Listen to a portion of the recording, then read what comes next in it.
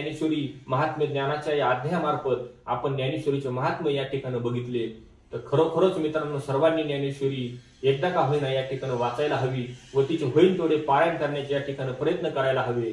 ज्यांना आळंदीला मंदिरामध्ये येऊन शक्य असेल पारायण करण्याचे, इथं तर तुम्हाला दिव्य ज्ञान प्राप्त झाल्याशिवाय राहणारच नाही. पण इथं जरी नाही येत तुमचं येणं झालं तरी आपण स्वतःच्या घरी सुद्धा अशा प्रकारचे पारायण या ठिकाणी करू शकतो व हे ज्ञान आपणास या ठिकाणी ज्ञानेश्वरी मार्फत प्राप्त होते हे निश्चित. मित्रांनो पुढे आपण अशा प्रकारे आपले 3 अध्याय या ठिकाणी पूर्ण झालेले आहेत.